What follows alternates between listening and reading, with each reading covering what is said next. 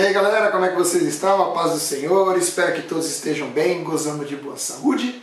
Espero que todos estejam lendo a Bíblia, se edificando no poder do Espírito Santo para enfrentar esses momentos de dificuldade que nós estamos passando com essa pandemia, com as consequências econômicas, com o isolamento social. Não é fácil você ficar em casa, o estresse pode aumentar, a convivência às vezes afunila um pouco as emoções, mas o importante é que a palavra de Deus nos dá direção, nos dá refrigério. E outra, você tem uma grande oportunidade de navegar nas linhas da Bíblia, entrar na história bíblica e aí aprender coisas que são extremamente interessantes, beleza?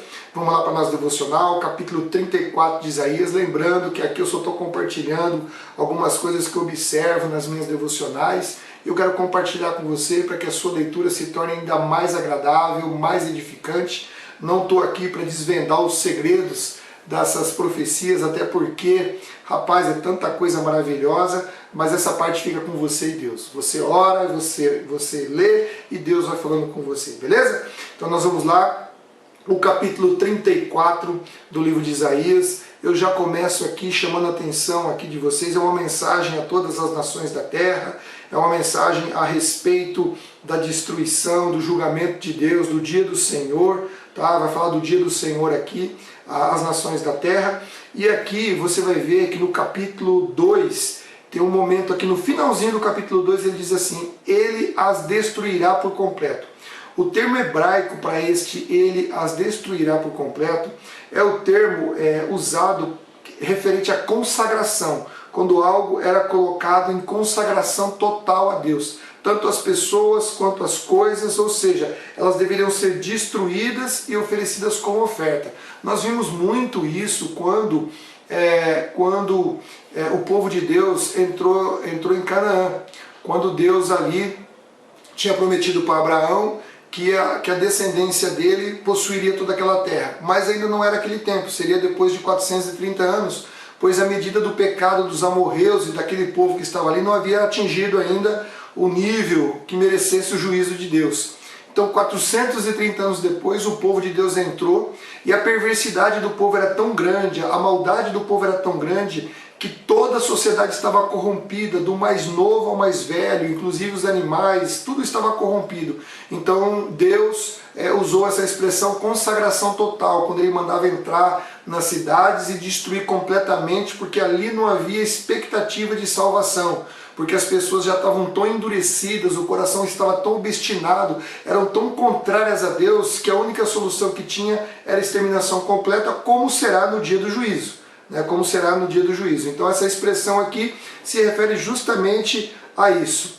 E aqui também no verso 4 e no verso 5 faz aqui uma referência ao dia do Senhor. Então não é só uma profecia com relação às nações daquela época, mas uma referência profética em relação ao dia do Senhor, que você pode também observar lá em Mateus 24, 29, também Apocalipse 6, 13 e 14, e também 2 Pedro 3, 10 a 13, que faz também uma referência ao dia do Senhor. E Edom aqui no verso 5, refere-se não só a Edom da época, mas também todas as nações que eram insubordinadas, todas as nações ao longo de toda a existência que vão ser nações insubordinadas, rebeldes, que não querem compromisso com Deus, que não querem nada com o Senhor. Beleza?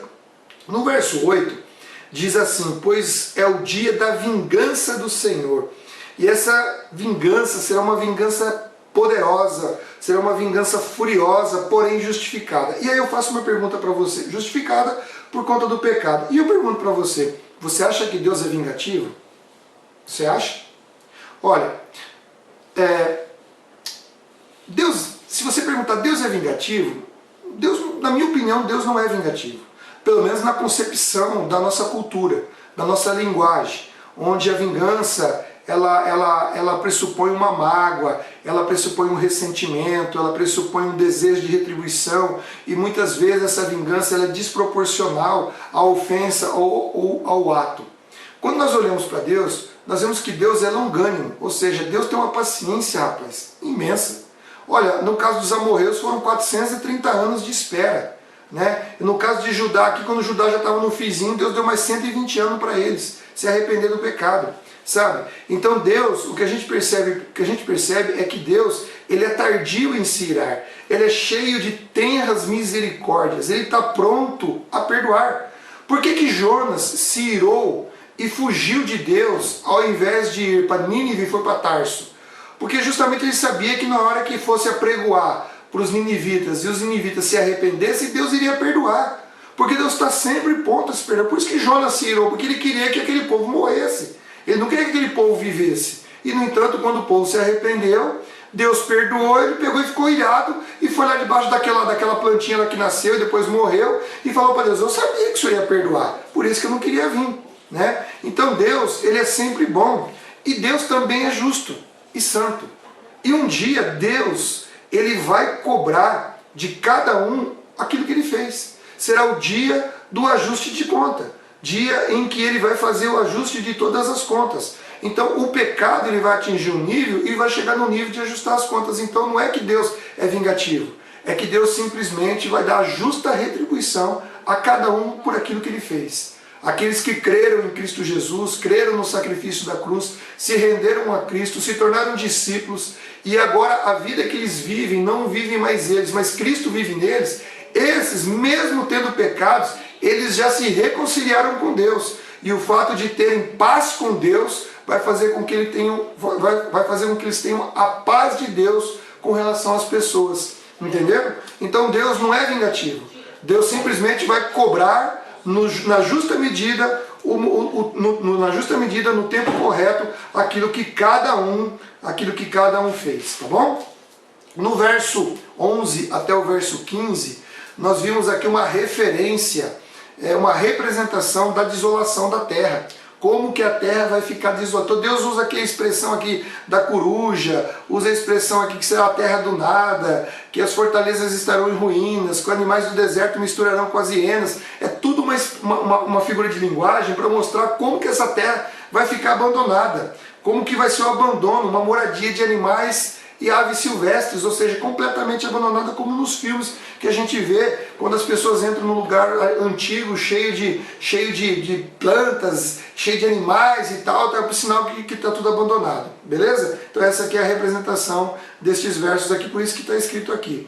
E no verso 16, eles falam assim: procurem no livro do Senhor e vejam o que ele fará. Isso aqui também é uma figura de linguagem, é uma figura de linguagem que dá testemunho da veracidade da palavra de Deus, dos decretos do Senhor que serão efetivados e serão todos eles cumpridos pelo poder do Espírito Santo, e garante que todas as profecias, conforme a promessa de Deus, todas elas serão cumpridas, né? Então quando ele se refere a este livro aqui, está se referindo, porque o que eles tinham na época era pergaminho. Aqui na minha tradução está colocando o livro, mas em outras traduções pode ter outra língua, outra palavra. Mas essa palavra, Deus está usando uma metáfora humana para dizer que ele também tem aquilo lá no céu e que tudo que ele está dizendo, ele vai cumprir.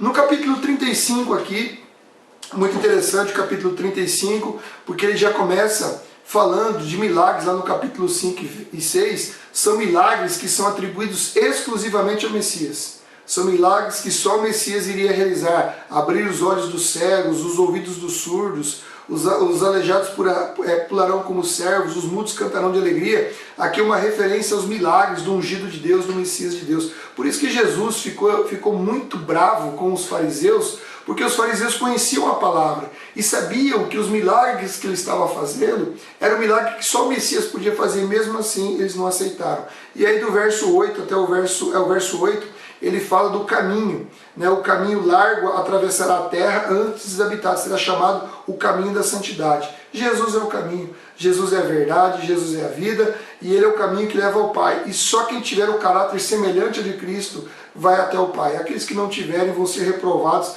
e não vão chegar lá no céu. E no verso 10 aqui, fala que aqueles que forem resgatados voltarão cantando a Sião. Essa profecia, ela vai além do regresso, além do regresso do exílio, daquelas pessoas que Deus selecionou, né, daquelas pessoas que Deus trouxe de volta, né, as pessoas que Deus vai trazer de volta do exílio. Ele vai muito mais além do que isso aqui. Ele tem relação com o estabelecimento final do reino de Deus na terra.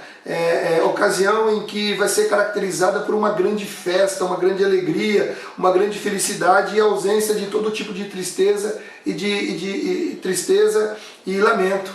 Então vai além do remanescente voltar para a terra de Israel. Está dizendo do verdadeiro povo de Deus, da verdadeira igreja de Cristo retornando, tá? Onde todo lamento vai acabar, onde toda tristeza vai acabar, será alegria, felicidade e gozo no Espírito. E no verso 36 aqui, no capítulo 36, o enfoque principal aqui é o livramento de Jerusalém do ataque de Senaqueribe, do ataque do Império Assírio. E aqui quando você olha logo no começo aqui, deixa eu pegar aqui, logo no começo aqui ele fala assim que as cidades fortificadas, que a Síria já tinha atacado a cidade fortificada de Judá. Só para seu conhecimento histórico, 46 cidades já haviam sido conquistadas pelos assírios, e tirando os mortos que haviam morrido, 200.146 pessoas já haviam sido exiladas. Tá? Senaqueribe já havia exilado, e até que ele chegou em Jerusalém para terminar a festa que ele havia começado, a festa dele, óbvio, né? E ali no verso 2, no finalzinho do verso 2, quando ele fala perto do caminho para o campo onde se lava a roupa, 33 anos atrás, olha só, hein? Olha o tempo, 33 anos atrás, Isaías ele tinha encontrado Acaz, e ali ele tinha orientado Acaz a confiar em Deus, e Acaz não confiou em Deus naquela luta contra Damasco e Israel. Acaz preferiu confiar na Síria, e contratou a Síria para poder livrar ele. A Síria destruiu Israel, destruiu Damasco, e por fim estava na onde agora? Estava lá em Jerusalém. Então a consequência dessa atitude equivocada do Acaz trouxe a Síria para dentro de Judá e de Jerusalém. E agora o desafio o desafio que eles tinham para confiar em Deus no tempo de Ezequias não era só no sentido de confiar em Deus no livramento, mas de enfrentar também a zombaria que aqueles homens de Senaqueribe iriam fazer. Beleza? Então tá aqui também uma outra curiosidade bem legal. Lá no verso 4, quando diz o porta-voz do rei assírio mandou que transmitissem esta mensagem ao rei Ezequias. Assim diz o grande rei da Síria. Aqui é interessante observar, porque na verdade quando eles falavam do Deus do outro povo, era como se fosse uma guerra à parte, dos deuses da Síria contra os deuses daquele povo que estava em guerra.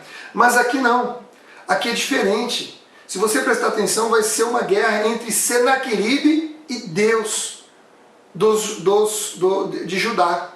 Senaqueribe aqui não envolve os seus deuses, ele se sente um verdadeiro Deus, e aí ele quer enfrentar o Senhor, não só o povo, não só o exército, não só o rei, mas ele quer enfrentar também o Deus Todo-Poderoso, o Deus de Judá, o Deus da terra de Judá. E aí que ele cai do cavalo imensamente. E aí ele usa aqui no verso 7, ele fala assim, Ezequias insultou a Deus.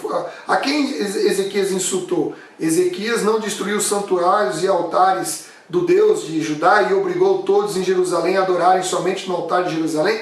Aqui, Ezequias ele mostrou zelo, ele acabou com os altares idólatras. E Senaqueribe, junto com os assírios, interpretaram equivocadamente, achando que aquela destruição,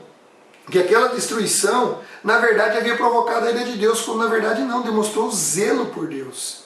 Como eles não conhecem a Deus, para ele Deus é um pedaço de papel, Deus pode ser uma estátua, Deus pode ser qualquer coisa. Então quando Ezequias destruiu os altares idólatras pagãos, eles interpretaram que o Deus tinha irado com Ezequias e por isso tinha entregue Jerusalém nas mãos dele. Foi totalmente ao contrário. Então quando você lê isso aqui, não se assuste, porque na verdade ele está falando equivocadamente. As destruições que Ezequias promoveu foi por zelo a Deus, para que o povo se preservasse na presença de Deus. E aqui no verso 10, ele diz que, além disso, imaginam que invadimos sua terra sem a direção do Senhor. Era comum também os povos guerreiros, no caso lá dos assírios, interpretarem que o fato de ter entrado naquela terra, eles estavam fazendo aquilo com a direção de Deus. E não deixa de ser verdade. Porque Deus mesmo, depois lá na frente, vai dizer que eles só estavam ali porque Deus havia permitido, mas não permitido para destruir. Deus havia permitido para depois humilhar. como nós vamos ver lá para frente, Deus coloca um anzol no nariz de Senaqueribe, né, como colocava em boi antigamente, para poder conduzir o boi para onde queria ir. Deus colocou um anzol no nariz de Senaqueribe para levar ele para onde Deus queria levar. Amém? Então fica aí esses compartilhamentos do verso 34, 35, 36. Espero que tenha contribuído, edificado você. E aqui você pode aprender muitas coisas, como por exemplo, que nós não precisamos de um anzol para confiar em Deus. Deus não precisa colocar um anzol no meu nariz para me obedecer a Ele. Não, pelo contrário. Eu obedeço a Ele porque eu quero obedecer. Porque eu leio a Bíblia, porque eu peço para Deus para que Ele me dê direção, para que o Espírito tenha poder sobre minha vida e, acima de tudo, para que Cristo habite em mim. E Cristo habitando em mim, Ele vai fazer com que eu tome as melhores decisões segundo a Sua palavra, em obediência ao que Ele entende que é melhor para a minha vida. Eu não preciso de um anzol, eu só preciso de Jesus, e Jesus Ele está conosco porque Ele nos ama. Então as devocionais nos ajudam a ter essas interpretações. E eu espero, em nome de Jesus, que você seja edificado no poder do Espírito Santo, beleza? Se você está conosco aqui no canal, muito obrigado. Se você ainda não é participante do canal, se inscreva, acione as notificações para receber os vídeos, tá? Dá o seu like aí, uma moralzinha para o canal e principalmente divulgue. Divulgue para os seus amigos, para as redes de colegas, para que todos possam ser edificados no poder do Espírito Santo, beleza? Fica na paz, na graça, até o próximo vídeo, em nome de Jesus. Tchau! Valeu!